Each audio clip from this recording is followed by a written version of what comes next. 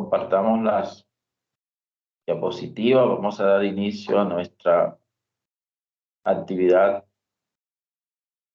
sobre el tema enfermedad inflamatoria pélvica. Por favor, tiene la palabra Jesús David Perna Martínez. Concluye Santiago Gamero Puertas.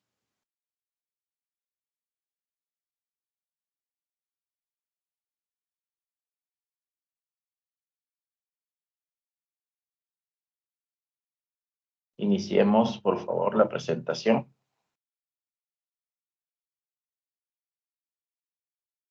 Ya se están cargando las diapositivas. Ya se le está compartiendo.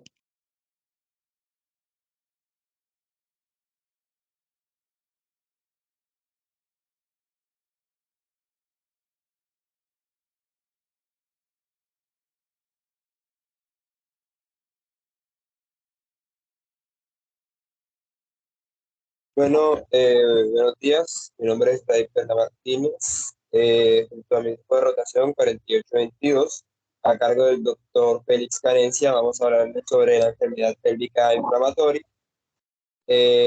Siguiente. Bueno, para hablar entonces de enfermedad pélvica inflamatoria, tenemos que hablar que comprende un cuadro infeccioso, en este caso que va a comprometer órganos pélvicos, como tenemos el útero, las trompas de falopio, los ovarios, también puede comprometer el peritoneo. Entonces, pudiendo llegar a una endometritis, a una salpingitis, un absceso tubovárico y también una periperitonitis en muchos de los casos, en casos muy complicados también. Tenemos de que es producido inicialmente por gérmenes de transmisión sexual, como puede ser Chlamydia trachomatis y también Neisseria gonorrhea, que es en realidad alrededor del 50% de los casos y suele ser una infección polimicrobiana, porque también pueden estar aquí adentro Escherichia coli, Bacteroides fragilis y también Mycoplasma hominis. Vamos a excluir de este grupo aquellas que son relacionadas como complicaciones del embarazo y producidas así como cualquier procedimiento o instrumentación de los órganos genitales, porque su génesis no están como tal dadas como una infección de transmisión sexual, la cual es la enfermedad pélvica inflamatoria. Tienen otro mecanismo de infección. En este caso vamos a hablar de la salpingitis, que es una inflamación de las trompas de falopio. Tenemos la oforitis, que ya sería la inflamación de uno o ambos ovarios en la mujer, y la periperitonitis, que en este caso sería un compromiso séptico inflamatorio de los genitales internos y los órganos adyacentes. Siguiente, por favor. En la epidemiología tenemos de que los casos de la prevalencia existente pueden llegar a estar subestimados, ya que esta no es de informe obligatorio, entonces se desconoce como tal el número exacto de las mujeres que se encuentran afectadas. Los estudios indican que el 10 al 40% de las mujeres con cervicitis, con Neisseria gonorrea o Chlamydia trachomatis desarrollan una enfermedad inflamatoria pélvica, en la cual la edad tiene que estar, más o menos está entre los 15 y los 25 años el pico de incidencia, el 18 al 20 de los casos de 1.000 mujeres es de 15 a 24 años, entonces está dentro de ese pico, y ocurre entre mujeres que son sexualmente activas el 85%, y puede producir una complicación que es la infertilidad, lastimosamente, que es responsable de un 20% de estos casos. Siguiente. Entonces, siguiendo con la epidemiología, nos resta decir otra vez de que por lo general ocurre entre las pacientes de 15 a 25 años. En un 75% de las pacientes son nulíparas, ya que la gestación contribuye como factor protector. La mayoría tienen promiscuidad o tienen cambio de parejas sexuales, están con varias parejas sexuales al mismo tiempo, además de realizar estas relaciones sexuales a edad temprana y sin ninguna protección. Y Como sabemos, el principal germen sería Clamida trachomatis o Neisseria gonorrhoeae. Siguiente. La importancia en este caso de la enfermedad pélvica inflamatoria es porque gracias a realizar un diagnóstico temprano, una detección temprana y un tratamiento oportuno, en estos casos se pueden evitar las secuelas a largo plazo, como daño permanente a los órganos o la infertilidad. Tenemos de que cabe mencionar de que estos daños, como dije, está la infertilidad, el embarazo ectópico es un factor de riesgo de la enfermedad pélvica inflamatoria del embarazo ectópico. Como sabemos, muchas mujeres pueden sufrir un embarazo ectópico roto si es tuárico y se tiene que realizar la salud en este caso. Entonces, es un poco catastrófico. Dolor pélvico crónico, que es un motivo de consulta muy frecuente de ginecología, bastante complicado en este caso para su tratamiento. El síndrome Fitzhugh-Curtis, que lo vamos a ir viendo más adelante, pero es una perihepatitis que se produce por inflamación de la cápsula de Gleason. Y también, como peor desenlace que puede pasar, porque al ser una infección puede producir también una sepsis, que tiene un riesgo de mortalidad también. Siguiente. Como factores de riesgo tenemos que las mujeres de menos de 30 años son las más frecuentemente hospitalizadas por la enfermedad, aunque el absceso tubovárico es frecuentemente producido una enfermedad para las mujeres mayores. El tener múltiples compañeros sexuales, 3 o 4, aumenta bastante el riesgo. No utilizar métodos de barrera, en este caso el preservativo, porque pues evitaría las infecciones de transmisión sexual. Tener antecedentes previos de enfermedad inflamatoria pélvica y también la historia presencia de enfermedades de transmisión sexual, las cuales incrementan el riesgo de adquirir una EPI. Otro factor importante, el cual es el uso del dispositivo intrauterino, ya que esta actúa como cuerpo extraño y puede funcionar también como predictor de poder tener una enfermedad pélvica inflamatoria, también tener relaciones sexuales que la mujer está menstruando, ya que el orificio cervical se encuentra permeable, y también la sangre sirve como un medio de cultivo. El estatus socioeconómico, menor estatus socioeconómico, va a haber más probabilidad de infección, la raza, el estado civil soltero. También usar ducha vaginal, que cambia en caso de la bacteria normal, la microbiota en este caso vaginal, y también fumar. Ahora los dejo con mi compañera Wendy en las siguientes diapositivas. Siguiente.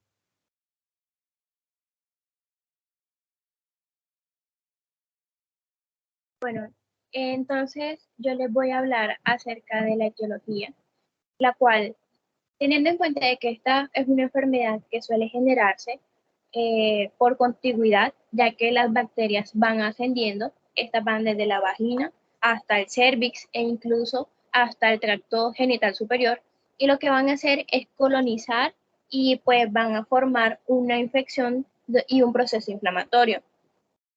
¿Qué va a hacer esto? Esto va a generar cambios físicos en los órganos internos y pues va a provocar como la formación de un exudado purulento que va a afectar más que todo la mucosa tubárica. Entonces, esta, al ser una patología polimicrobiana, en la mayoría de los casos va a ser provocada por Neisseria gonorrhoeae y Chlamydia trachomatis, que son dos microorganismos de transmisión sexual que al ser aislados están en la mayoría, bueno, están como en el 50% de los casos. También están otros que son como Mycoplasma genitalium, que es otro patógeno de transmisión sexual, y ahora frecuentemente está como identificado más que todo en pacientes que son en mujeres jóvenes, y eso se ve como un 15 a un 20% de los casos. El tipo y el número de especies pues van a variar según el estadio de la enfermedad. Entonces, hay ciertos criterios que debemos tener en cuenta para poder diagnosticar que sería que, por ejemplo, le están los criterios mínimos, como una presencia de dolor abdominal bajo, que haya dolor al momento de la movilización del cervix en la exploración, o un dolor anexial también en el momento de la exploración. En cuanto a los criterios adicionales, están la temperatura mayor a 30 grados Celsius, que 38 grados Celsius, que tenga leucocitosis, que sean mayor a 10.500, volumen de sedimentación eritrocitaria elevada, que tenga PCR elevada, un exudado endocervical anormal, infección cervical que ya esté documentada por un laboratorio, ya sea por Neisseria gonorrhoeae o Chlamydia trachomatis. Pasa, por favor. Entonces, en cuanto a los factores de virulencia, la Neisseria gonorrhoeae es como de las más frecuentes, como había mencionado anteriormente, y lo que se va a ver es que al momento de la tinción de Gram, pues se va a ver como un conjunto de diplococos que a veces son intracelulares, y esto se va a hacer en medio de cultivos fermentables como el agar de McConkey, que lo que se va a caracterizar es que forma la glucosa y no como los otros disacáridos. Y en las pruebas de oxidasa y catalasa, pues va a tener una reacción positiva. Pasa, por favor. Esta, pues, lo que va a hacer es como, se va a caracterizar por evasión a la respuesta inmune en las mucosas y a los mecanismos de adherencia celular, entre los cuales se encuentra la proteína POR, la proteína OMPA, los lipopolisacáridos y la proteasa de IgA. Pasa, por favor. En cuanto a la Chlamydia trachomatis, es una bacteria gram negativa, es intracelular y pues requiere del huésped para poder sobrevivir y poder replicarse. Esta va a tener dos formas. Esta es la forma infectante o elementaria, que pues va a tener una pared gruesa que le permite su existencia por fuera de la célula, y su forma reticular, que es intracelular y es la forma reproductiva y activa del patógeno. Pasa, por favor. Esta se va a caracterizar, o bueno, su factor de virulencia se va a caracterizar porque va a tener mecanismos de evasión de lisis intracelular por medio de proteínas extramembranales, que lo que le van a permitir es una secreción de toxinas o proteínas de adhesión e inhibición perixosómica, como la membrana mayor externa, proteína mayor externa de membrana, los lipopolisacáridos, proteína polimórfica de membrana externa y la proteasa de IgA. Pasa, por. Bueno, ahora las dejo con mi compañera Yairis.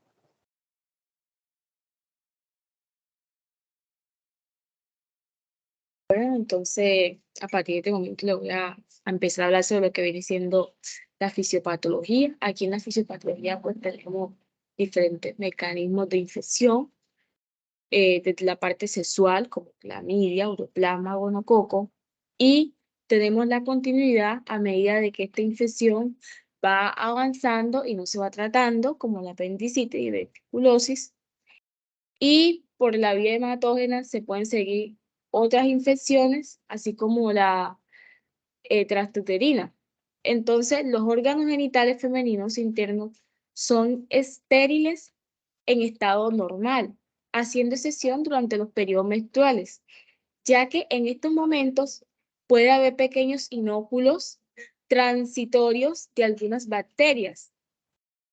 La mejor barrera protectora para el endometrioto genital, en este caso, van contra las infecciones por la flora vaginal, y es por medio de este canal endocervical y el moco cervical cuando se puede lesionar el canal endocervical, y en ese momento altera la barrera y permite la infección por diversas zonas anatómicas. Siguiente diapositiva. Bueno, aquí vemos esta imagen. Tiene varios puntos rojos donde están afectados. Estas son una de las zonas que pueden verse afectadas si la infección no se trata y ella puede seguir ascendiendo a otras partes. Y dentro de estos órganos afecta al cervix, al endometrio, a las trompas uterinas, a los ovarios, a los parametrios y diferentes peritoneos pélvicos. Inclusive se puede ir extragenital en el caso, por ejemplo, de la perihepatitis, compitiendo de forma inmunológica e intrínseca con el estado inmunológico de la mujer. Tiene que ver mucho con el estado nutricional de la misma, su tratamiento que lleve o su estilo de vida, alteraciones de mecanismos de barrera de defensa, como el moco cervical, que favorecen los ascensos de distintos patógenos y determinan en gran parte la susceptibilidad a cada una de las agresiones bacterianas que se pueden dar en estos casos. Siguiente diapositiva. Pues aquí en estas otras diapositivas seguimos viendo cada una de las cosas que se pueden manifestar a lo largo de este tiempo de infección y podemos seguir contigo diciendo que la infección se produce y puede alcanzar las trompas uterinas y generar reacción inflamatoria.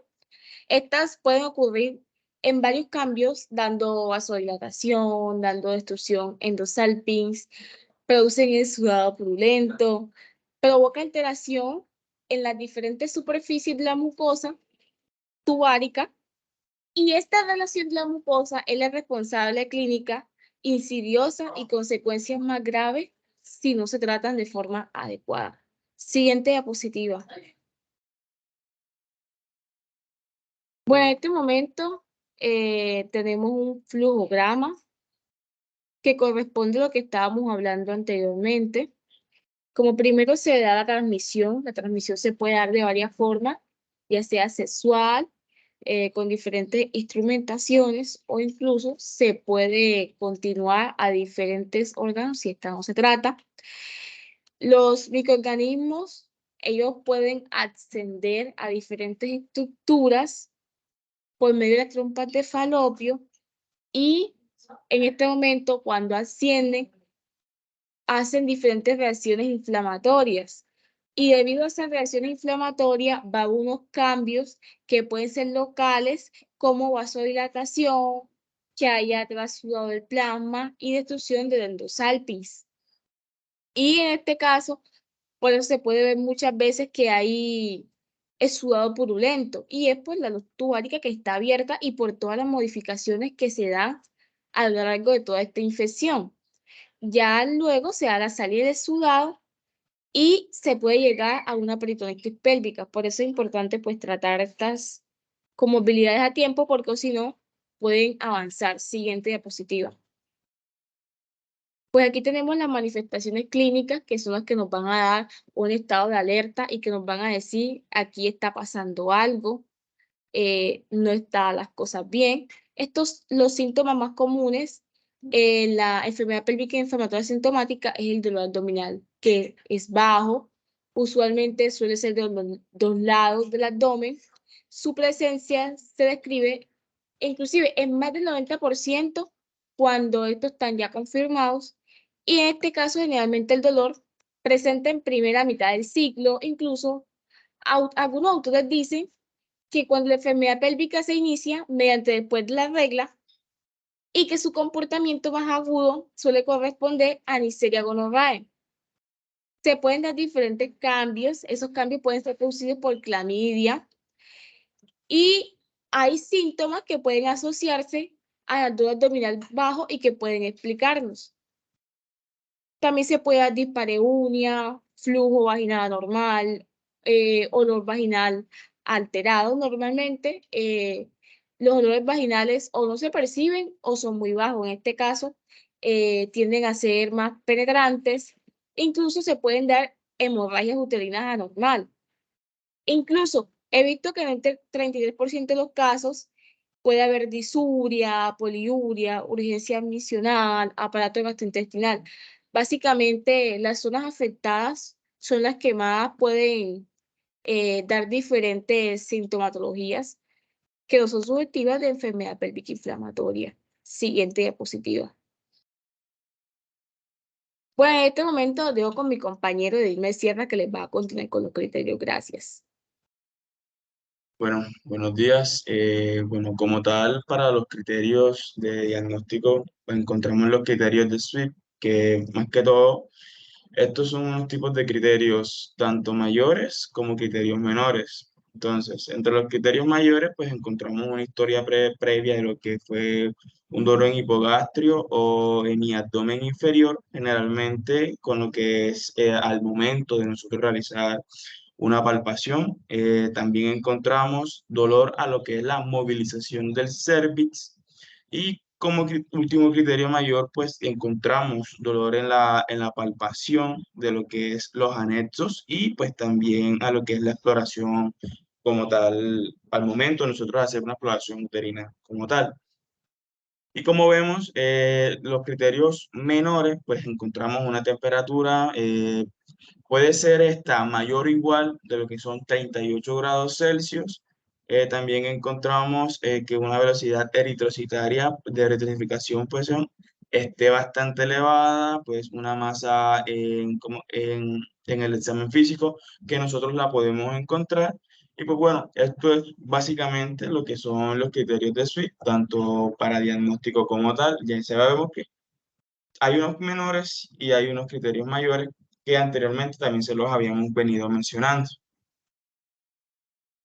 Entonces, para hacer un diagnóstico clínico, pues básicamente la enfermedad se basa en las manifestaciones clínicas y se complementa con los criterios o con ciertos exámenes de laboratorio y otros estudios más especializados. Y para realizar este diagnóstico, pues se toman en cuenta los criterios de SWIFT, tanto mayores como menores, y debe tener todos estos criterios mayores y al menos uno de estos criterios menores para decir que la paciente está diagnosticada o por lo menos decir nosotros que la paciente está diagnosticada con una enfermedad pélvica inflamatoria. Entonces, se puede diagnosticar y clasificar la enfermedad pélvica inflamatoria según las características clínicas de esta enfermedad en 3 diferentes grados. Bueno, en 3 no, en 4 como tal. Y el grado 1, pues es cuando la enfermedad no está complicada, no hay masa ni signos de irritación del peritoneo. El grado 2, la enfermedad ya es complicada, ya sea masa o abscesos que involucran los ovarios o las trompas uterinas. Y agregado a esto, pues irritación peritoneal. Y el grado 3 ya se encuentra como tal diseminada lo que son las estructuras fuera de la pelvis con una respuesta sistémica. Y el grado 4, pues es la ruptura, tanto puede ser del tracto ovario, como tal del ovario también. Y pues a destacar aquí, pues que la laparoscopia como tal puede considerarse como el gold estándar para el diagnóstico de la enfermedad pélvica inflamatoria y se puede identificar, en esta podemos identificar como es el edema, eritema exudado, ya sea purulento, dentro de los cuales se encuentran estos criterios también para hacer una biopsia y pues pruebas microbiológicas que pueden confirmar las sospechas que nos dan el diagnóstico definitivo para una enfermedad pélvica inflamatoria. Entonces, en cuanto a las presentaciones clínicas atípicas, encontramos lo que es la actinomicosis pelviana. ¿Qué es la actinomicosis pelviana? Bueno, esto es más que todo una aparición, más que todo por la actinomyces israelí, la cual es una bacteria gram positiva anaerobia estricta que produce pseudohifas, la cual visualizamos a la microscopia estructuras de gránulos de azufre como tal, y su patogenia se asocia con factores de riesgo específicos, dentro de los cuales incluyen el uso prolongado del dispositivo intrauterino, eh, eh, lesiones como tal intestinales, por ejemplo las apendicitis o diverticulitis, que estas nos pueden generar colonizaciones en esta región y puede causar un cuadro siliente o asintomático, pero también puede dar lugar a una enfermedad pélvica inflamatoria severa con múltiples abscesos como tal. Entonces, al examen físico se evidencia una pelvis congelada, o sea, nosotros aquí lo vemos como un tumor pelviano duro que compromete toda la pelvis y que remeda un cáncer ginecológico. Entonces, la imagen que vemos en la diapositiva pues nos muestra un corte histológico en el cual se pueden ver lesiones difusas que parecen reticuladas y se les conoce como gránulos azufílinos y son parte del crecimiento de esta bacteria. Entonces, otra de las presentaciones atípicas pues es el síndrome de Fitzhugh-Curtis, que es una perihepatitis asociada a lo que es la enfermedad pélvica inflamatoria. Hablando un poco de su fisiopatología, esta se explica mediante la colonización de bacterias a través de las goteras del peritoneo o cólicas y ocurre principalmente por un gonococo, ya sea por clamidia, y se manifiesta clínicamente como ictericia y dolor en hipocondrio derecho y como tal en la cirugía pues se logran visualizar las adherencias que concuerdan con un plano desde el diafragma hasta la cápsula de Gleason. Entonces, pasando a lo que son los exámenes de laboratorio, sumándole a esto los criterios adicionales para realizar estos exámenes, pues como ya lo he hecho, aquí podemos ver los criterios menores también, como vamos a encontrar una temperatura ya sea mayor o igual a 38 grados, pero en el examen de laboratorio van a ser mayor a 38,3 grados, una PCR elevada, una BCG elevada, leucocitos evidenciados al microscopio, un flujo mucoporulento cervical o vaginal y documentación infecciosa de clamidia o Neisseria gonorrhoeae.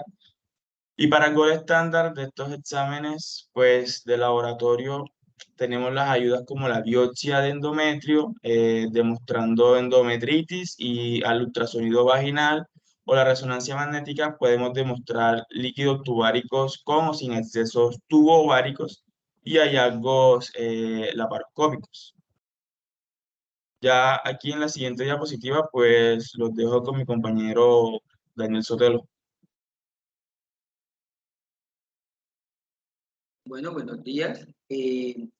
Bueno, en cuanto a los criterios diagnósticos, hay que tener en cuenta que se establecieron que para esta enfermedad pélvica lo que más se pueden hospitalizar son los criterios en grado 2 o grado 3.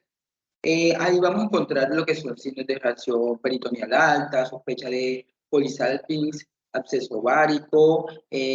Vamos a tener también en una enfermedad grave que puede estar asociada a inmunodeficiencia, como el caso de la VIH o aquellas pacientes que estén inmunosuprimidas por X enfermedad. Y vamos a tener que también debemos tener ese interés por la fertilidad de la paciente, pues si es una paciente que está en una edad fértil y quiere tener un posible embarazo, pues lo ideal es que la tratemos con tiempo. Bueno, cuando también hay otros criterios de cuándo podemos hospitalizar al paciente. Cuando ésta presenta una falla a las 48 horas del inicio del tratamiento. Cuando a pesar del tratamiento farmacológico después de 48 horas tiene fiebre mayor a 38 grados. Cuando hay náusea, vómito, no se tolera la vía oral, cuando la paciente está en estado de embarazo, cuando hay reacción peritoneal alta, como lo decía ahí.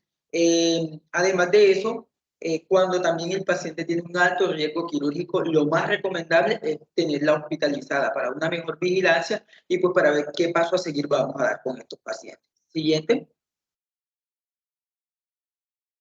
Bueno, entonces, en las ayudas diagnósticas, pues vamos a tener que tenemos la ecografía transvaginal. Esta es una ayuda diagnóstica, no es el gol estándar, pero en ella vamos a tener, en especial, las imágenes van a ser de las trompas de falopio.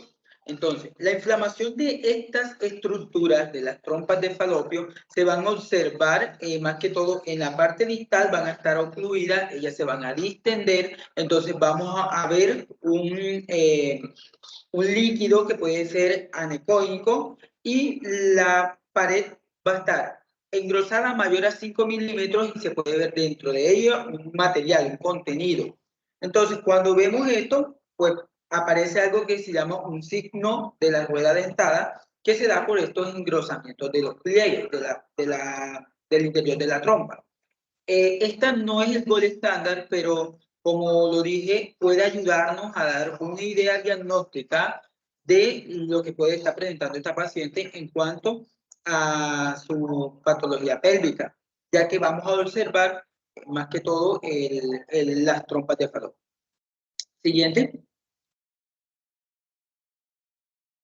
En cuanto al gol estándar, tenemos que esta es la laparoscopia, es la mejor prueba diagnóstica. Esta se utiliza en casos de difícil diagnóstico donde la ecografía no ha sido confirmatoria o donde todavía tenemos, a pesar del uso de la ecografía, una duda en el diagnóstico. Esta confirma hasta el 65% de los diagnósticos con enfermedad inflamatoria pélvica. Tiene ciertos criterios que ya yo ahorita más adelante se los voy a manifestar y es totalmente segura, previene riesgos de que haya adherencia y todo lo contrario puede ayudarnos a que si esa paciente, la enfermedad pélvica que ella está presentando por adherencias, se puede enseguida corregir con este tipo de procedimiento. Siguiente. En cuanto a la clasificación laparoscópica, vamos a tener que después de realizar la laparoscopia, vamos a clasificar a esta paciente. Entonces, ¿cómo se clasifica? Dependiendo de lo que veamos. Si encontramos eritema, edema, las trompas se mueven libremente y no hay un exudado purulento, se considera un grado leve. Pero si encontramos eritema, edema más marcado, material purulento evidente, pero no hay tampoco un movimiento libre de esas trompas y ya ahí podríamos decir de que estamos enfrentándonos a una enfermedad inflamatoria pélvica de grado moderado.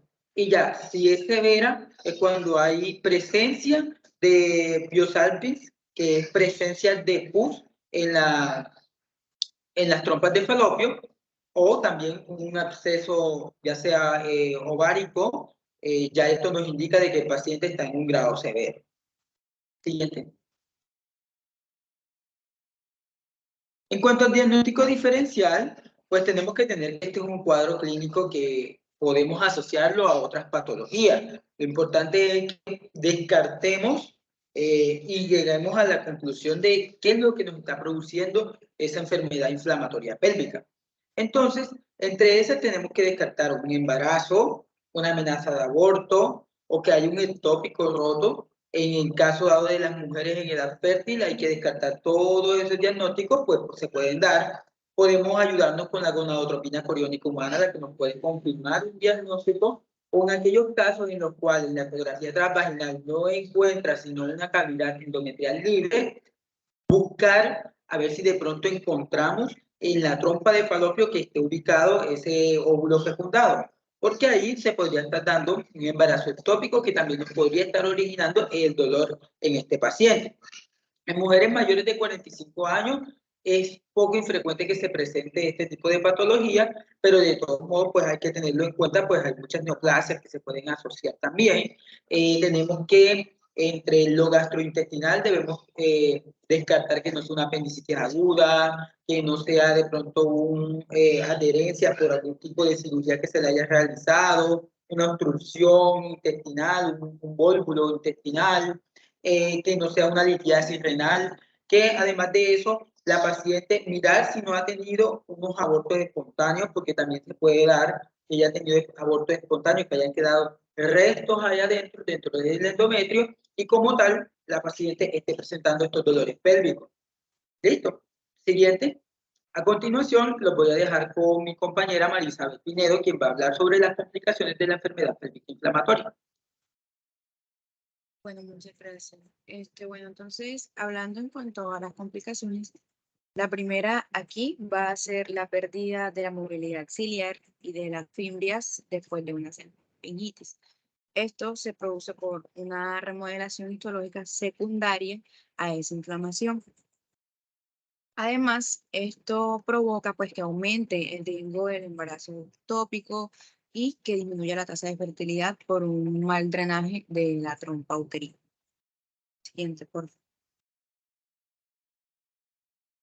Luego tenemos esta que básicamente es la oclusión o estenosis tubárica. Esta se produce secundaria a un proceso crónico en los cuales pues, la mucosa va a sufrir una atrofia y por medio de la inflamación pueden aparecer tampones de fibrina o crecimiento de tejido fibroso, el cual disminuye así pues, la permeabilidad de esta, por lo que se produce entonces, consiguiente a esto, la estenosis. Siguiente, por favor. Bueno, las adherencias tubáricas, ellas van a ser un producto de la secreción de fibrina en la trompa uterina, lo cual hace que estas estructuras permanezcan adheridas allí y a su vez van a impedir como la correcta función y también pueden incluso alterar como tal la anatomía macroscópica. Bueno, entonces, en cuanto a esto, que son los criterios de la Centers for Disease Control and Prevention, aquí primero tenemos un tratamiento empírico, el cual consiste en dolor a la movilización uterina, dolor a la movilización axial o dolor a la movilización cervical. Y los mayores especificados que son la temperatura oral mayor o igual a 38,3 grados centígrados, que haya friabilidad cervical o secrecionismo purulenta cervical, leucocitosis en el frotis fresco de exudado vaginal, elevación de esto hoy, bueno, y como tal de la proteína C reactiva y evidencia pues en cuanto a laboratorio de que hay una infección cervical, ya sea por neumococo gonorrea o trachomatis. Siguiente, por favor. Bueno, entonces, en este tratamiento, pues, debe ser adecuado a la patología, porque, pues, esto es de mucha importancia, ya que una vez hecho el diagnóstico, pues, se va a establecer como tal el grado de la severidad de la enfermedad. Y así vamos a determinar si el tratamiento se hará de forma ambulatoria o si será necesaria una hospitalización en la paciente. Entonces, realmente hay a la disponibilidad una variedad de esquemas de tratamiento de antibióticos que de hecho todos pues, han demostrado ser efectivos y así lograr tanto una mejoría o una curación clínica y microbiológica. Entonces, para esto también es importante pues, que se tenga en cuenta el costo, la biodisponibilidad, la sensibilidad antimicrobiana y claramente pues, la aceptación del paciente. Además de esto, algo también importante es la elección de la vía de la administración, ya que por esto pues, se determinará el cumplimiento del tratamiento por la paciente y más aún, pues teniendo en cuenta como tal que se ha presentado que la vía oral incluso ha demostrado que tiene similares resultados en cuanto a la vía parenteral. Entonces, según la SEGO, como estamos observando en el esquema, tenemos que el tratamiento 1, o sea, en la tabla 1, el tratamiento ambulatorio de la enfermedad inflamatoria pélvica, el de primera elección va a ser ceftriaxona 1 gramo intramuscular o intravenoso a dosis única, más doxiciclina 100 miligramos cada 12 horas vía oral por 14 días. También se le puede agregar a esto metronidazol de 500 miligramos cada 12 horas vía oral por 14 días si se sospecha que hay presencia de anaerobio. Si hay presencia si hay alergia, perdón, a la penicilina o a estos medicamentos, se podría incluso utilizar acitromicina 2 gramos vía oral a dosis única más doxiciclina 100 miligramos cada 12 horas vía oral por 14 días. Y también se le podría añadir metronidazol de 500 miligramos cada 12 horas vía oral por 14 días. Si ya hay alergia a las tetraciclinas, podemos utilizar ceftriaxona 1 gramo intramuscular o intravenoso a dosis única más acitromicina 1 gramo vía oral y repetir a la semana y metronidazol de 500 miligramos cada 12 horas vía oral por 14 días. En la tabla 2 ya estamos observando como tal un tratamiento hospitalario de esta patología. Y vamos a tener como primera elección la ceftriaxona 2 gramos cada 24 horas intravenoso más doxiciclina 100 miligramos cada 12 horas, ya sea vía oral o intravenoso, más metronidazol de 1.5 gramos cada 24 horas intravenoso. Cuando ya hay presencia de mejoría, se puede pasar a vía oral en la doxiciclina de 100 miligramos cada 12 horas más metronidazol 500 miligramos y así completar el esquema durante los 14 días. Si hay alergia a lo anterior, se pueden elegir las opciones que estamos viendo en pantalla, que primero, el grupo 1 tendríamos la gentamicina 5 miligramos cada 12 horas intravenoso, también el Astronan 1 gramo cada 8 horas intravenoso, y el grupo 2 sería ya clindamicina 900 miligramos cada 8 horas más doxiciclina 100 miligramos 12 horas intravenoso o vía oral. Y tegiciclina 50 miligramos cada 12 horas intravenoso, precedido de una dosis de carga de 100 miligramos intravenoso. Ya, si en caso de que utilicemos la gentamicina, es importante monitorizar la función renal por lo menos 2 veces a la semana y siempre que sea posible, pues los niveles del fármaco. Si hay mala respuesta, la opción que tenemos es piperaciclina taxobactam de 4 a 0.5 gramos cada 8 horas intravenoso o intravenoso. Y en caso último, por shock séptico, podemos utilizar meropenem 1 gramo cada 8 horas intravenoso más doxiciclina 100 miligramos cada 12 horas intravenoso. Siguiente, por favor. Bueno, ahora aquí los dejo con mi compañero Santiago Gamero. Bueno, según la CDC, los regímenes parenterales pues recomendados para la enfermedad pélvica inflamatoria, obtenemos pues también que podemos utilizar la ceftriaxona 1 gramo intravenoso cada 24 horas, más doxiciclina 100 miligramos oral o intravenoso cada 12 horas, más metronidazol 500 miligramos vía oral o vía intravenosa cada 12 horas. Ahora, otro régimen que podemos utilizar, tenemos el cefocetan 2 gramos intravenosos cada 12 horas, más la doxiciclina 100 miligramos vía oral o vía intravenosa cada 12 horas. Y también podemos aplicarle pues el cefocitin 2 gramos intravenoso cada 6 horas, más doxiciclina 100 miligramos vía oral o vía intravenosa también cada 12 horas.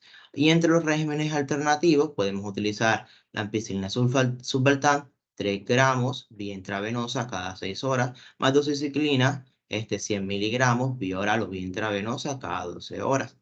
Siguiente. Ahora pues el régimen intramuscular oral recomendado pues para la enfermedad pélvica inflamatoria, podemos aplicar pues ceftriaxona 500 miligramos intramuscular a dosis única, más doxiciclina 100 miligramos vía oral 2 veces al día por 14 días, con metronidazol 500 miligramos vía oral 2 veces al día por 14 días. Otro esquema, podemos utilizar la cefocitin 2 gramos intramuscular a dosis única, más el Probenecid también pues a dosis única de manera simultánea, más doxiciclina 100 miligramos vía oral 2 veces al día por 14 días, con metronidazol 500 miligramos vía oral por 2 veces al día por 14 días. Siguiente.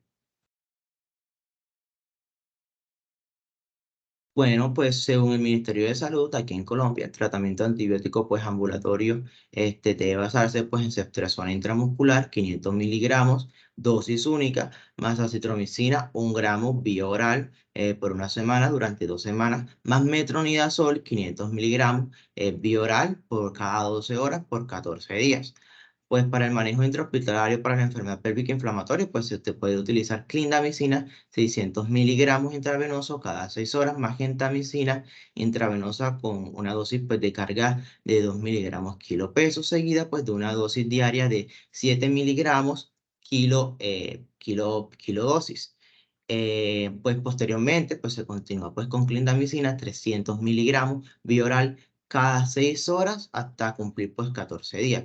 Si se utiliza pues gentamicina, pues debe tenerse en cuenta pues la monitorización de la función renal y no se recomienda pues la administración de gentamicina pues más de una vez al día porque puede generar nefrotoxicidad. Siguiente.